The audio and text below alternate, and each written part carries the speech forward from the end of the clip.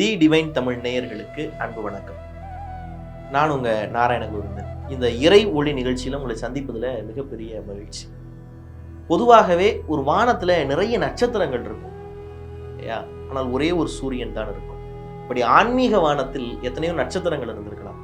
ஆனால் ஒரே ஒரு சூரியன் தான், அது அருட்பெரும் ஜோதி வள்ளலார் தான். ஆனால் எல்லோரும் எதிலேயோ இறைவனை பார்த்தார்கள். ஆனால் வள்ளலார் மட்டும்தான் பசித்தவர்களில் இறைவனை பார்த்தார். ஒரு நெருப்பை தண்ணி தான் அணைக்கும். ஆனால் முதல் முறையாக வள்ளலாருடைய வாழ்க்கையில் தான் ஒரு நெருப்பை அணைத்தது. அந்த நெருப்பு தான் பசித்தவர்களுடைய வயிற்றில் எரிந்து கொண்டிருந்த நெருப்பு. அந்த நெருப்பை வள்ளலார் ஏற்றிய நெருப்பு அணைத்தது. இன்றைக்கும் அணைந்து கொண்டே இருக்கிறது. நீங்க தைப்பூசத்தின் போது நிறைய பேர் பழனிக்கு போயிருப்பீர்கள். ஆனால் தைப்பூசத்தின் போது ஒரு முறை வடலூருக்கு போய்வார். அதுல ஒரு ஆச்சரியமான விஷயம், நான் தைப்பூசத்தின் போது வடலூருக்கு போனதுல சந்திச்சேன். அந்த தைப்பூச கொண்டாட்டம் நடக்கிற இடம் இருக்குல்ல, அங்கு உணவை விற்பதற்கு அனுமதி கிடையாது. உணவை நீங்க விற்பதற்கு எந்த ஒரு டீ ஆகட்டும், ஒரு காஃபி ஆகட்டும், ஒரு சாப்பாடு, ஒரு ஸ்நாக்ஸ், எதையுமே நீங்க அந்த பகுதியில காசுக்கு விற்க கூடாது. வெளியில நீங்க வித்துக்கலாம். அதுக்கு நீங்க நடக்கிற இடத்துல இருந்து மெயின் ரோட்டுக்கு நடந்து போய் தான் வெளியில வாங்கி சாப்பிட முடியும். அதற்குள் எந்த உணவுப் பொருள் கொடுத்தாலும் அதை சும்மா தான் கொடுக்கணும் தைப்பூசத்தன்னைக்கு, அந்த நிகழ்வு முடிகிற வரைக்கும். இப்படிப்பட்ட ஒரு சட்டத்தை வள்ளலார் இன்னைக்கு இருந்து போடல. ஆனால் மக்களாக பின்பற்றுகிறார்கள். ஏன்னா எதையுமே கட்டாயப்படுத்தி பண்ண முடியாது. ஏன்னா ஏமாத்தி ஒருத்தன் பண்ணணும்னு நினைப்பான். அங்க யாரும் கட்டாயப்படுத்தி பண்ணல. மக்கள் தன் விருப்பமா பண்றாங்க. ஒவ்வொரு வீட்டின் வாசல்லையும் சாப்பாடு போட்டுட்டு இருக்கிறாங்க. இப்படிப்பட்ட ஒரு குணத்தை மக்களுக்கு கொடுத்தவர் வள்ளலார் தான். அதனாலதான் அவர் அன்றைக்கு ஏத்தின நெருப்பு இன்றைக்கு வரைக்கும் எரிந்து கொண்டிருக்கிறது. நாம் வரலாற்றில் பார்க்கிறோம், நம் இலக்கியங்கள்ல பார்க்கிறோம். அட்சய பாத்திரம் இருந்தது. அந்த அட்சய பாத்திரம் ஆபூத்திரன் மணிமேகலைக்கு பிறகு காணாமல் போயிருச்சு. அவ்வளவுதான், அந்த அட்சய பாத்திரம் முடிஞ்சு போயிருச்சு. ஆனால் வள்ளலார் ஏற்றிய நெருப்பு இன்றைக்கும் எரிந்து கொண்டிருக்கிறது அப்படின்னா அது எவ்வளவு பெரிய ஆச்சரியம் பாருங்க. ஏன்னா வள்ளலாரே ஒரு ஆச்சரியத்திற்குரிய மனிதர் தான். ஏன்னா நம்மிடம் அன்பு செலுத்துறவர்கள்ட்ட நம்மளால அன்பு செலுத்த முடியும். நம்ம எதிர்க்கிறவர்கள்ட்ட எப்படி நம்மளால அன்பு செலுத்த முடியும்? ஆனால் வள்ளலார் செலுத்தினார். அவர் பாருங்க, திருவொற்றியூர்ல சத்திர திண்ணையில தூங்கிக்கிட்டு இருக்கிறாரு. அப்போ ஒரு காதுல கடுக்கன் போட்டிருக்கிறாரு தங்கத்துல. அது ஒரு திருடன் என்ன பண்றான், அவருடைய வலது காதுல இருந்த கடுக்கனை கலட்டிடுறான். வள்ளலார் என்ன பண்ணாரா, தூக்கத்துல புரண்டு படுகிற மாதிரி படுத்தாராம்.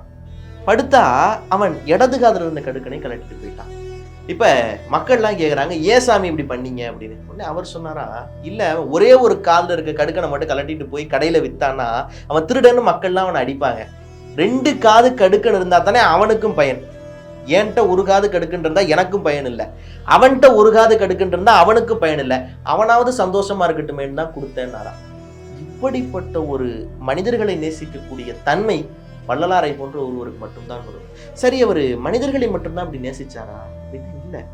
அவரு விலங்குகளிடம் கூட இவ்வளவு அன்பு காட்டினார். ஒரு முறை வள்ளலார் மேடையில பேச போகிறார். இப்போ அவருடைய பேச்சை கேட்பதற்காக ஒரு செல்வந்தர் வெளியூர்ல இருந்து வர்றாரு. இன்னைக்கு மாதிரி காரு பைக் எல்லாம் கிடையாது, அன்னைக்கு மாட்டு வண்டி தான். இந்த மாட்டு வண்டியில அவருடைய பேச்சை கேட்கணுங்கிற ஆர்வத்துல என்ன பண்றாரு, மாட்டை வேகமா அடிச்சு ஓட்டிட்டு வர்றாரு. வந்து நிறுத்தினா அந்த மாட்டுடைய வாயில இருந்து அப்படி எச்சி வடிகிறது, அப்படி மூச்சரைச்சு நிக்குது மாடு. பேச போன வள்ளலார் என்ன பண்றாரு, மேடையை விட்டு இறங்கி ஓடி போய் இந்த மாட்டை கட்டி பிடிச்சி சொன்னாரா, எம்மால் அன்றோ உனக்கு இக்கதி நேர்ந்தது. என் பேச்சை கேட்க அவன் வரலைன்னா நீ இவ்வளவு கஷ்டப்பட்டு இருக்க மாட்டில்ல, என் பேச்சை கேட்க அவன் வந்ததுனால தானே நீ இவ்வளவு கஷ்டப்பட்ட, என்னால தானே உனக்கு இவ்வளவு பெரிய கஷ்டம், உன்னுடைய கஷ்டத்துக்கு மறைமுகமான ஒரு காரணமா நான் மாறிட்டேன்னு வள்ளலார் கண்களில் இருந்து கண்ணீர் வடிந்தான். பாருங்க, திருட வந்த ஒரு மனிதனுக்கு அன்பு காட்டினார் வள்ளலார்.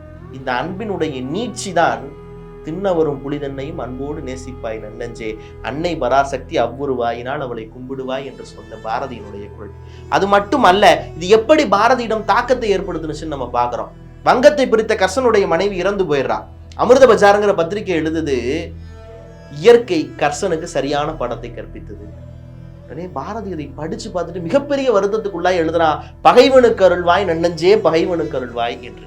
இது பாரதிக்கு இந்த எண்ணம் வந்ததற்கு காரணம் வள்ளலாரை போன்ற ஒரு மாமனிதன் தமிழினத்தில் தோன்றியதுதான் இல்லையா? இது மட்டும் அல்ல, வரிசையா பார்த்து கொண்டே வருகிறோம். வள்ளலார் என்ன பண்றாரு, ஒரு திருமணத்திற்கு அழைக்கப்படுகிறார். அந்த திருமண வீட்டுக்கு போறாரு. ஆனால் அங்கு ஏழைகளாக இருப்பவர்கள் ஒரு மாதிரி நடத்தப்படுறாங்க, பணக்காரர்களாக இருக்கிறவர்கள் ஒரு மாதிரி நடத்தப்படுறாங்க, தாழ்த்தப்பட்ட சாதி என்று சொல்லப்படுகிறவர் வீட்டுக்கு வெளியில நிறுத்தப்படுறாங்க. வள்ளலார் அதை பார்க்கிறார். பார்த்தோன்னே அவர் என்ன பண்றாரு, திருமண வீட்டுக்கு போகாம எதிர் வீட்டு திண்ணையில அமர்ந்து பாடல் பாடி கொண்டிருக்கிறார். திருமண வீட்டுக்காரர் வந்து, ஐயா நீங்க உள்ள வரணும் அப்படின்னோடனே வள்ளலார் சொன்னாரா, நீ ஏழையை ஒரு மாதிரி நடத்துற, பணக்காரன் ஒரு மாதிரி நடத்துற, தாழ்த்தப்பட்ட சாதிக்காரன்னு சில பேர் உட்கார வச்சிருக்கிற வெளியில, அவன் தாழ்த்தப்பட்டவன் என்றால் அவனிலும் தாழ்த்தப்பட்டவன் நான், நீ அவனை உள்ள அனுமதிக்கலைன்னா நானும் வரல, அவர்களைப் போலவே நானும் வெளியில இருந்துட்டு போறேன், நீ உள்ள போய் திருமணத்தை நடத்து, ஒருவேளை நான் உள்ள வரணும்னா எல்லாரையும் சமமா நடத்துனார். அதே போல எல்லோரையும் சமமாக அந்த திருமண வீட்டுக்காரர் நடத்துகிறார். வள்ளலார் நிறைவாக உள்ளே போனார் என்று பார்க்கிறோம். இது மட்டும் அல்ல, அவருடைய வாழ்க்கையில எத்தனை சம்பவங்கள் பாருங்க. இன்னைக்கு சென்னை 7 கிணறு பகுதி இருக்கிறது, அங்க துலுக்கானத்தம்மன் கோயில் என்ற ஒரு கோயில் இருக்கிறது. அந்த கோயிலுக்கும் வள்ளலாருக்கும் மிகப்பெரிய தொடர்பு இருக்கு. அது என்ன தொடர்பு அப்படின்னா, அந்த கோவிலை பற்றி பாடல் பாடணும் அப்படின்னு அந்த கோவிலில் இருந்தவர்கள் நம்முடைய வள்ளலாரிடம் கேட்கிறார்கள். வள்ளலார் என்ன சொல்றாரு, இந்த கோயில்ல ஆடு கோழி எல்லாம் பலியிடுறீங்க, ஆடு கோழி எல்லாம் பலியிடுறீங்க, ஆனால் அந்த கோயில்ல நான் பாட மாட்டேன், ஒருவேளை நீங்கள் ஆடு கோழி போன்ற உயிர்களை பலியிடுவதை நிறுத்தினால் நான் அந்த கோயில்ல பாடுறேன் அப்படிங்கிறார். உடனே அவர்கள் சம்மதிக்கிறார்கள். அவர் பாடினார். இன்றைக்கும் அந்த கோவிலில் வள்ளலார் பாடிய பாடல் இடம்பெற்று இருக்கிறது அப்படிங்கிறது செய்தி. இன்று வரை அந்த கோயில்ல எந்த உயிர்களும் பலியிடப்படுவதில்லை என்பதுதான் வரலாறு. இப்ப பாருங்க, ஒரு ஆன்மீகவாதி தான் வள்ளலார், ஆனால் அவர் எல்லோரையும் சமமாக நடத்த வேண்டும் என்று பேசினார். ஒரு ஆன்மீகவாதி தான் வள்ளலார், ஆனால் அவர் எதிரியிடம் கூட அன்பு காட்ட வேண்டும் என்று பேசினார். ஒரு ஆன்மீகவாதி தான் வள்ளலார், அவர் எல்லா உயிர்களிடமும் அன்பு செலுத்த வேண்டும் என்று பேசினார். ஒரு ஆன்மீகவாதி என்பவனுக்கு ஆன்மீகம் செய்வது மட்டுமல்ல வேலை, இந்த சமூகத்தை திருத்துவதும் தான் வேலை, இல்லையா? அவருடைய 6ஆம் திருமுறை நீங்கள் ஆன்மீகம் என்று நம்பிக்கொண்டிருப்பதையெல்லாம் சுக்குநூறாக நொறுக்கக்கூடிய வல்லமையை பெற்றது.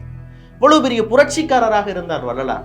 அதனாலதான் ஆன்மீகத்தை முற்றிலும் எதிர்த்த பெரியார் கூட வள்ளலாரை முழுமையாக எதிர்க்க முடியவில்லை. வள்ளலார் என்பவர் ஒரு ஆன்மீகவாதி அல்ல, அவர் ஒரு சமூக சீர்திருத்தவாதி. அதனாலதான் அவர் பாருங்க, எல்லாவற்றிலும் இறைவன் இருக்கிறான், இறைவன் ஒரு ஜோதி வடிவானவன் என்றாரு. அருட்பெரும் ஜோதி, அருட்பெரும் ஜோதி, தனிப்பெரும் கருணை, அருட்பெரும் ஜோதி என்கிறார்.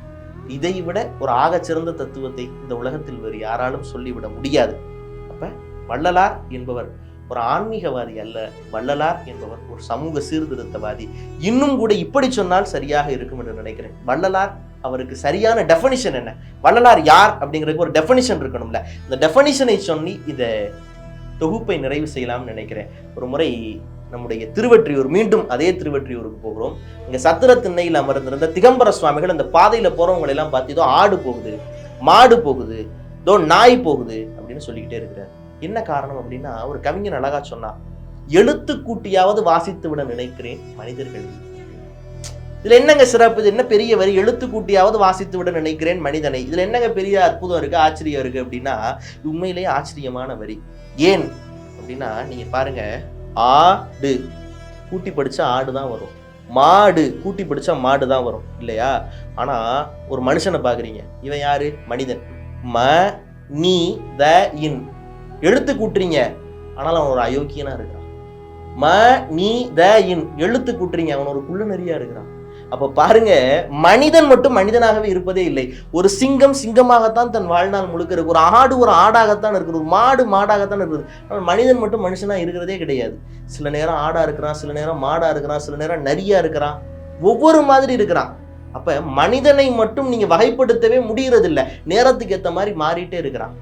அதான் சொல்லுவாங்க, ஒரு பச்சோந்தி மனிதன் மாறுவதை பார்த்து இதற்கு மேல இந்த பூமியில் வாழ்ந்தால் எங்களுக்கு மரியாதை இல்லைன்னு லெட்டர் எழுதி வச்சுட்டு செத்து போச்சான். இப்படி இருக்கிறார்கள் மனிதர்கள். அப்ப இப்படி பார்த்து திகம்பர சுவாமிகள் சொல்லிட்டே இருக்கிறாரு. இந்த பக்கத்து ஒரு எளிய மனிதன் கையை கட்டி வெள்ளை உடை அணிஞ்சு போயிட்டு இருக்கிறான். திகம்பர சுவாமிகள் சொன்னாரா, இதோ ஒரு மனிதன் போகிறான் என்று. அந்த மனிதன் தான் வள்ளலார். அப்ப வள்ளலாருக்கு இந்த வார்த்தையை சொன்னால் மிகச் சரியானதாக இருக்கும். உண்மையான மனிதன் வள்ளலார்.